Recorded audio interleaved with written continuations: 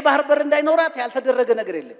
የኤርትራ የነጻነት ጥያቄ በብዙ የኢትዮጵያ ጠላቶች ዘንድ ተደጋፊ የሆነው የነጻነት ጥያቄ ስለሆነ ሳይሆን ኢትዮጵያን የባህር በር የሚያሳጣ ጥያቄ ስለሆነ እና ኢትዮጵያን ከባህር በር የማሳጣት በ40 ኪሎ ሜትር ርቀት ላይ ቀይ ባህርን እያየችው እየመጎመጀችው እንድትኖር የማድረግ ስራ ነው ሲሰራ ይኖር። ሶስተኛው የኢኮኖሚ ጥንካሬዋን ማዳከም ነው። ለምን የሀገር እድገት ከኢኮኖሚያዊ ጥንካሬ ጋር የሚሄድ ኢትዮጵያን አንድነት ማናጋት ኢትዮጵያን አሳልፎ ለመስጠትና ለማፈራረስ በጣም ቀላሉ መንገድ ነው። ስለዚህ ኢትዮጵያ በአንድነቷ ያልተፈተነችበት ዘመን የለም። ብዙ ተሰርቷል፣ ብዙ ተጽፏል፣ ብዙ ነገሮች ተሰርተዋል። ይህን ብዙ አልሄድበት። ሌላው ዓለም አቀፋዊ ተሰሚነታችንን ማፍረስ ነው። በተለይ አድዋ ለኛ የጥንካሬያችን የአንድነታችን የነጻነት ፋና ወጊያችን ነው ብለን እንደምንለው ሁሉ አድዋ ጣጣም ይዞ መጥቶብናል። በረከት ብቻ እንዳይመስል ያመጣችው አድዋ ጣጣም ጥቶብናል። በዓለም አቀፍ ደረጃ ኢትዮጵያ የሚባለውን ስም እንዲጠላ ለማድረግ ያልተፈነቀለ ድንጋይ የለም። የኢትዮጵያ ስም በረሃብ እንዲታወቅ፣ በእርስ በርስ ጭካኔ እንዲታወቅ፣ በምናምን እንዲታወቅ ጣጣውን ሁሉ ጎትቶ ያመጣው አንዱ አድዋ ነው። እነዚህን ሰዎች አድዋ የሚባለው ገጽታ በሌላ ገጽታ እንዲተካ ለማድረግ ብዙ ተሰርቷል። ይሄ የኢትዮጵያን ዓለም አቀፋዊ ተሰሚነት ለማዳከም የተሰራ እነዚህ ሁሉ ጊዜ የጠላቶቻችን ኢላማዎች ናቸው። በአንድም በሌላ መልኩ ስማቸው ሊቀያየር ይችል ይሆናል። ምን አይነት ዋጋ ስላላቸው ነው እነዚህ እንድታዩዋቸው ነው። ምክንያቱም የሀገሮች አቀማመጥ ብዙ ዋጋ አለው። ወይ ተጋላጭ ያደርጋቸዋል ወይም ደግሞ ተጠቃሚ ያደርጋቸዋል። እኛ ተጠቃሚም አድርጎናል፣ ተጋላጭም አድርጓል። ኢትዮጵያ የብዙ ወንዞች መፍሰሻ መሆኗ፣ ኢትዮጵያ በተራሮቿ ምክንያት የአርበኞቿ ጀግንነት እንዲጨመርበት መሆኑ ብዙ ጠቅሞናል። በስልጣኔ ረገድ ብዙ ጠቅሞናል። በሌላ በኩል ደግሞ በጂኦስትራቴጂክ አቀማመጣችን ምክንያት በአፍሪካ ቀንድ ላይ መቀመጣችን ደግሞ ዓለም ያላያቸውን ጦርነቶች በሙሉ እንድናይም ደግሞ አሳልፎ ሰጥቶናል። እና አንድ ሀገር ባላት አቀማመጥ ምክንያት ትጠቀማለች፣ ባላት አቀማመጥ ምክንያት መከራ ታያለች። እና አንድ ሀገር በነበረው አቀማመጥ ለዕዳም ለጥቅምም ይውላል። ኢትዮጵያንም ሁኔታ ከዚህ አንጻር መገምገም መቻል አለብን። የሀገራት ደህንነት መወሰኛም ጭምር ነው። የጂኦ ስትራቴጂክ ቁመናችን የዛችን ሀገር ደህንነት ይወስነዋል። ሴኩሪቲ ማለት ነው ደህንነት ስንል ያ ሀገር በጤናው እየኖረ ነው አይደለም የሚለውን ይወስነዋል። የኢትዮጵያ አቀማመጥ በረከትም መርገምም ጭምር ነው ለኢትዮጵያ። በረከቱን ከፍ አድርጎ መርገሙን መቀነስ ደግሞ የኛ የዜጎቿ ድርሻ ነው። ሁሉም ሀገር ይሄ ጣጣ አለው እንደየራሱ ሁኔታ ማለት ነው። እድልም አለው። እነዚህ የምታዩቸው ድሎች ናቸው። ኢትዮጵያ በዚህ አካባቢ መሆኗ ብዙ ድሎችን ሰጥቷታል። ከጥንት ስልጣኔያችን ለታላላቅ ሃይማኖቶች ከነበረን ቅርበት የብዙ ቋንቋዎችና ባህሎች መናኸሪያ እንድትሆን፣ የአፍሪካና የእስያ መገናኛ፣ የአፍሪካና የአውሮፓ መገናኛ እንድትሆን፣ በምግብ እንኳን በጣም ብዙ አይነት የምግብ ሁኔታዎች፣ ብዙ አይነት የእህል አማራጮች፣ የዛፍ አማራጮች፣ የእንስሳ አማራጮች፣ ለጤና የሚሆኑ እጽዋት አማራጮች እንኳን እንድናገኝ አድርጎናል። በዚህ ምክንያት ይሄ የኛ አቀማመጥ ለነዚህ ሁሉ ጠቅሞናል። ለነዚህ ሁሉ ነገሮች ጠቅሞናል። በሌላ በኩል ፈተና ቢያመጣብንም ኢትዮጵያ ውስጥ ከ130 ሜትር የባህር ጠለል በታች እስከ 4620 ሜትር ከታች እስከ ላይ ድረስ ያላት ሀገር ናት። በእነዚህ ሁሉ ለቱሪዝም ብትሉ፣ ለግብርና፣ ለማዕድን፣ ለመከላከያ፣ ለብዙ አይነት የሚሆን እድል ሰጥቶናል። ሁሉንም አይነት ነገሮች እንድናገኝ አድርጎናል። ፈልገን አስሰን ደርሰንበታል አልደረስንበትም ካልሆነበት በስተቀር ኢትዮጵያ ውስጥ የለም ሊባል የሚችል ነገር ራሱ የለም ነው እስኪባል ድረስ ማለት ነው።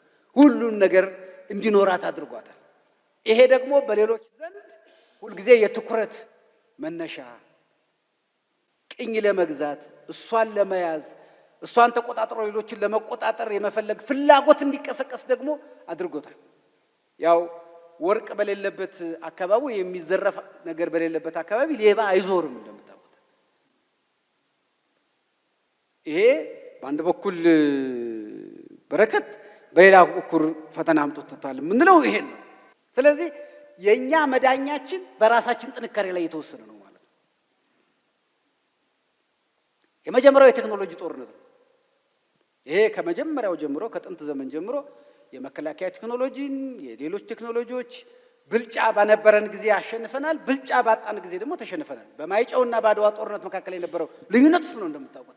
በአድዋ ጦርነት ጊዜ በእኛና በጣሊያኖች መካከል የነበረው የጦር መሳሪያ ልዩነት ብዙም አልነበረም። ሁለተኛው አካላዊ ጦርነት አይቀርልንም። ባንዳና ባዳ መግጠማቸው ስለማይቀር ምንጊዜም አካላዊ ጦርነት አይቀርልንም። አካላዊ ጦርነት ማለት አሁን የውስጥ እርስ በርስ ግጭትም ይሁን በተለያየ ስያሜ የሚመጡ ድንበር ዘለል ግጭቶችም ይሁኑ አይቀሩልንም። እነዚህ መከላከል ነው የምንችለው። ወፎች በጭንቅላታችን እንዳይበሩ ማድረግ አንችልም። የምንችለው ጭንቅላታችን ላይ ጎጆ እንዳይሰሩ ማድረግ ነው እንደሚባለው ማለት ነው። እና እናንተ እዚህ በተቀመጥንበት ሰዓት ብዙ ወፎች እየበረሩ ነው በእኛ ጭንቅላት ላይ። እሱን አንችልም፣ አትብረሩ ማለት አንችልም። እኛ ጭንቅላት ላይ ጎጆ እንዳይሰሩና እንቁላል እንዳይጥሉ ማድረግ እንችላለን። ጠላት አይኑር ማለት አንችልም። እኛ ተዘጋጅተን ግን ጠላቶቻችን ፍላጎታቸውን ወደ ተግባር እንዳይቀይሩት ግን ማድረግ እንችላለን። ሶስተኛው የትርክት ጦርነት ነው። በተለይ እኔና እናንተን የሚመለከተው በማህበራዊ ሚዲያውም በመጻሕፍቱም በጥናቱም በዘፈኑም በአባባሉም በምኑም የማይቀርልና በኋላ ማነሳው አንዱ የትርክት እነዚህ ሁል ጊዜ ይኖራሉ። ባህር በር ለሁሉም ሀገር ላንድ ሎክድ ለሚባሉትም የባህር በር ላላቸውም የባህር በር ቅንጦት አይደለም። የባህር በር የህልውና ጥቅም ነው። የህልውና ጥቅም ነው ማለት የሃይማኖት አይደለም፣ የፖለቲካ ፓርቲ አይደለም፣ የጎሳ አይደለም፣ የብሔር አይደለም፣ የቡድን አይደለም፣ የሀገር ነው የሚል ነገር መያዝ አለበት። ይሄንን ለመንጠቅ ትንሽ ነገር ከውጭ እየተቀበሉ ዛሬም ድረስ ሳያፍሩ ተገቢ አይደለም ብለው የሚያነሱትም ጭምር እንዲያፈሩ የሚያደርግ ስለሆነ ይሄን ነገር በፍጹም ቅድም ካልኳቸው ጉዳዮች ነጥለን ማለት አለብን። ሃይማኖት፣ ብሔር፣ ጎሳ፣ ፖለቲካ ሊኖር የሚችለው ሀገር ስትቀጥል ነው። የባህር ጉዳይ የህልውና ጉዳይ ነው ማለት የመኖርና ያለመኖር ጉዳይ ነው ማለት ነው። ኖረን የለም ወይ? እስካሁን እየኖርን እኮ አይደለም፣ ትልቅ ዋጋ እየከፈልን ነው። በኢኮኖሚው ረገድ የኑሮ ውድነት ምናምን የሚባለው እኮ የግለሰቦች የመንግስት የምናምን ጣጣ አይደለም። ዋጋ እየከፈለች ነው ኢትዮጵያ። አድጋለች። አሁን 7 ዓመት ላይ የተመዘገቡ እድገቶች አሉ። በዓለም ደረጃ የፖለቲካ ጉዳይ ያልሆነ የፓርቲ ጉዳይ ያልሆነ ሁሉም የሚመሰክረው እድገቶች አሉ። ዳግም አድዋዎች በኢትዮጵያ እየተመዘገቡ አሉ። ህዳሴ ግድብ፣ የጋዝ ጉዳይ፣ የከተማ ልማት፣ እርሻ፣ እነዚህ ነገሮች እየተመዘገቡ ናቸው። እነዚህ የተመዘገቡ ድሎች ከዚህ በላይ መመዝገብ ይችሉ ነበረ። የባህር በር ቢኖረን ኖሮ እጥፍ ማደግ እንችል ነበረ። አቀጭጮናል፣ ወደ ኋላ ጎትቶናል የሚል ነገር ለማንሳት ነውና ስለዚህ ህልውና ነው ሲባል እስትንፋሳችን ስለሚንቀሳቀስ እንደ ሀገር እየቀጠልን ስላለን እሱ ማለት አይደለም። ትንሽ ቆይተን ላንቀጥል እንችላለን የባህር በር ካሌለን። ይሄንን በማወቅ ነው እንግዲህ የዓለም መንግስታት 2 ህግ አወጡ። አንዱ ህግ ላንድ ሎክድ የሆኑ ሀገሮች ምን ማድረግ ይችላሉ? የባህር በር ማግኘት ይችላሉ፣ ህጋዊ መሰረት አለ ብሎ በዓለም ህግ የወጣው ሲፈጠሩ ያለ ውሃ የተፈጠሩ ሀገሮች ውሃ እንዲያገኙ ነው፣ የውሃ አክሰስ እንዲያገኙ ነው፣ የባህር በር እንዲኖራቸው ነው። ይሄ ህግም ይደግፈናል። የኢትዮጵያ ኬዝ ግን ስፔሻል ኬዝ ነው። እኛ ከውሃ ጋር ነው የተፈጠርነው። እኛ ከውሃ ጋር ነበርን። ውሃው የኛ ነበረ፣ ወደቡ የኛ ነበረ። ስፔሻል ኬዝ ስለሆነ ደብል መብት አለን እኛ ለመጠየቅ። የኢትዮጵያ ህዝብ ኢንቮልቭድ ስላልሆነ በዚህ ጉዳይ የዓለም መንግስታት ኢንቮልቭድ ስላልሆኑ ክሌም ማድረጋችን እጃ ጨብጭቦ ነው የዓለም ህዝብ የሚቀበለን። ይሄን ላረጋግጥላችሁ። ይሄ ማለት በዚህ በሁለት በሶስት ዓመት በተሰራው ስራ ደግፈውናል የዓለም መንግስት እያልኳችሁ ነው። ተቀብለውናል እያልኳችሁ ነው። ይገባታል እያሉ ነው እያልኳችሁ ነው። ስለዚህ ጥርጥር የለውም። ህጋዊ ማዕቀፍን ተንተርሶ ያለቀ ጉዳይ አይደለም፣ ሳቦታጅ ነው የነበረው የሚለውን የዓለም ማህበረሰብ ስለሚያውቅ ተቀብለውናል። እንዴት ወደ ፍጻሜ ይመጣል? ሂደት ይጠይቃል። ኢትዮጵያ is not a landlocked nation። landlocked አይደለንም እኛ። ራዘር እኛ ኦሽን ሊንክድ ሀገር ነን። we are an ocean linked state። ኢትዮጵያ ነበራት፣ አሁንም ጉዳዩ ያልተፈታ በመሆኑ እንጂ እኛ ላንድ ሎክድ አይደለንም። ዝም ብሎ እዛ ላይ ጽፎት ሊሆን ይችላል። ለምንድን ነው እንደዚህ የምለው? ላንድ ሎክድ በኔቸር አለ። ላንድ ሎክድ በሰው ሰራሽ ላንድ ሎክድ አይባልም። በመሆኑም ምክንያት እኛ አን ኦሽን ሊንክድ ኔሽን ነን። ለዚህ ነው ክሌም እያደረግን ያለ ነው የምለውም ይያዝ። በሰው ሰራሽ ስራ የተዘጋብንን ማስከፈት ማለት ነው። አዲስ በር አንሰራም፣ አዲስ ሳንቃ አንሰራም። ያችን የዘጓትን ወይ በቁልፍ መክፈት ነው ከዓለም አቀፍ ማህበረሰብ ጋር። ይሄ ማለት ጦረኝነት ምናምን ማለት አይደለም። ጦረኛ ምናምን ማለት አይደለም። ጦር እያለን ነው መንግስት በዲፕሎማሲ እየጠየቀ ያለው። የባህር በርን ለማግኘት የዓለም ህዝብ ሁለት እንትን ይጠቀማል፣ ሁለት ሞዳሊቲዎች ይጠቀማሉ። እንዴት በአማርኛ እንደሚለው እንጃ፣ ሁለት አፕሮች ይከተላሉ። ሁለት መንገድ አለ። አንደኛው ኮሜርሻል ነው። ምክንያት አለኝ ይህን ሳነሳ። ኮሜርሻል አፕሮች ማለት ከሶቨርኒቲ ጋር ምንም አይገናኝም። አሁን የሶማሌላንድ ስናሰራ ማነው ሲጀመር እነኚህ ጠላቶቻችን ጮሁ፣ አስጮሁ። it has nothing to do with sovereignty። ኮሜርሻል አፕሮች ማለት ልክ ሞል ሰርተህ ሞል የምትሰራው ሞል ውስጥ የሚሸጠውን ነገር እንዲገበያይ ሰው ለማድረግ ነው እንጂ ሞሉን ለሙዚየም አይደለም የምትሰራው። የሆነ ሀገርም አቅሙ ኖሮት ገንዘቡ ኖሮት አክሰሱ ኖሮት የባህር ወደብ ሲሰራ እንደ ሞል ነው እንደማለት ነው። 3-4 ባህር በር ከዚህ በኋላ በኮሜርሻል ሞዳሊቲ ብንፈልግ ይመጥነናል። we are a big nation፣ ትልቅ ኔሽን ነን እኛ። እሱም አለልላችሁ ነው። የኛ ግን ከዛ የተለየ ስለሆነ ይሄኛውን ስፔሻል ኬዝ ያለበትን ነገር ቀደም ባልኩት መንገድ ማግኘት እንችላለንና በቃ ሁሌ እንደምለው በጠረጴዛ ላይ የተቀመጠ እውነታችን ነውና እሱም መቀናጀታችን የሚቀር ነገር አይደለም። ይሄን በቦልድነስ እንናገራለን። አሁን ድሮ በጓዳ የነበረውን አሁን በግልጽ እንናገራለን። ምክንያቱም we do have special case የሚለውን ያዙ። ስንወለድ ነው ያየነው እንጂ ከትውልድ በኋላ የመጣ የባህር በር አይደለም የሚለውን ነገር መያዝ አለብን ማለት ነው።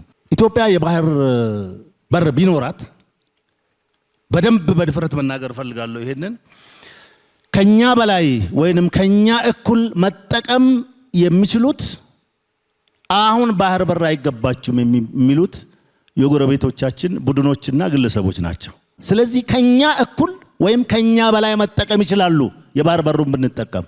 እኛ ላንድ ሎክድ አይደለንም። እንደገና የምንጠይቀው ነገር የለም። የነበረንን ነገር ነው እናንተ የቆለፋችሁትን ክፈቱ እያልን ያለ ነው የሚል ስለሆነ ይሄንን ዓለም በሙሉ በጆሮውን ሰጥቶ ነው የሚቀበለን።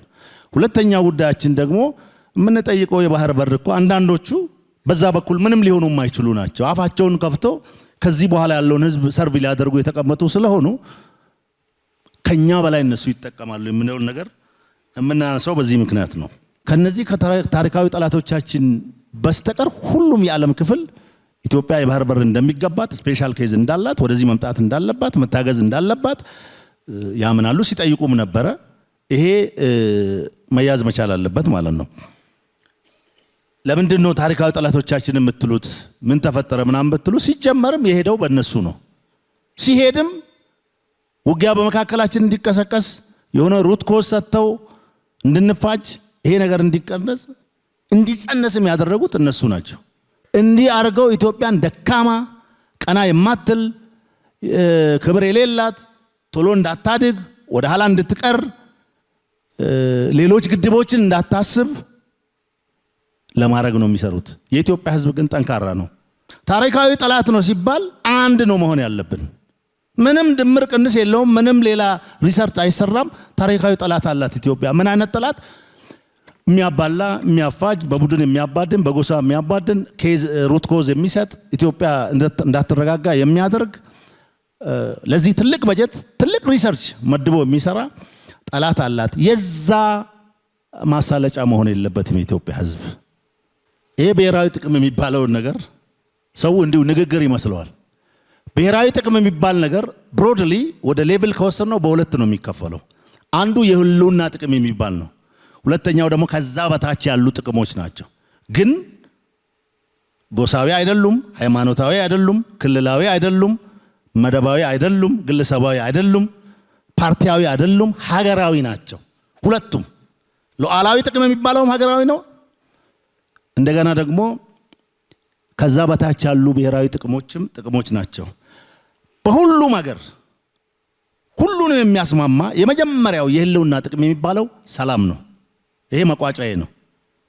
ሰላም አሁን የኢትዮጵያ ህዝብ ሰላማዊ ስለሆነ ሰላም ይናገራል ሰላም ግን ሳይንስ አፕሩቭ ያደረገው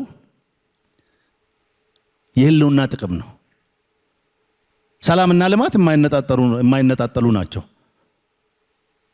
ሰላምና እንደ ሀገር መቀጠልና ያለ መቀጠል የማይነጣጠሉ ናቸው ስለዚህ ሰላም የመንደር ወሬ አይደለም የፓርቲ አይደለም የሃይማኖት አይደለም የግለሰብ አይደለም ሰላም የሁሉም ሀገር የህልውና ጥቅም ነው ምን ማለት ነው የህልውና ጥቅም ሁሉንም ዋጋ የምትከፍልለት ጥቅም ማለት ነው ሀገር የምትባል የእንጀራ ሀገር ሁሉም አለ አሁን ውጪ ቁጭ ብሎ ኢትዮጵያ እንደዚህ ናት ምናምን የሚል ሁሉ የእንጀራ ሀገር ሁለት ሶስትም አለው እናት ሀገር አንድ ናት አንድ እናት ሀገር ነው ያለች የት በዓለም ላይ ለሁሉም ሰው አንድ እናት ሀገር ነው ያለው እንደውም በቅርቡ አሁን እኛ ምን እያልን ነው ከእናት ሀገርነት ወደ አባት ሀገርነት ለመሸጋገር ኢትዮጵያ እየተጋች ነው ምንድነው በሁለቱ መካከል ትራንዚሽን ይኖራል የሆነ ሀገርም እኮ አባት ሀገር ምናምን ብሎ ስል ራሱን ሰይሞ እንጂ ከፈጣሪ አንተ አባት ነህ አንተ እናት ነህ ተብሎ አልተሰጠም ኢትዮጵያ ግን ትልቅ ናት ኢትዮጵያ ግን ወሳኝ ሀገር ናት በዚህ በአፍሪካ ቀንድ ኢትዮጵያ ግን ታሪካዊ ናት ኢትዮጵያ ግን ጥንታዊ ናት ኢትዮጵያ ግን ፊውቸሪቲ ያላት ዓለም ራሱ በዚህ ቀጠና የሚመካባት ሀገር ናት እስኪ በእንጀራ ሀገሩና በእናት ሀገር መካከል ያለው ልዩነት ይዘን እንጀራ ሀገር ቁጭ ብለው ኢትዮጵያን የሚያፋጁትን መስማት የለብንም የሚለውን ነገር መያዝ ይተበቅብናል ሁሉም አሁን በየጓዳችን በየብሔሩ በየሃይማኖቱ በየምናምኑ የሚነሳው አጀንዳ ከኢትዮጵያ በታች ነው ከኢትዮጵያ እኩል የሆነው ጉዳይ የብሔራዊ ጥቅሟ ጉዳይ ነው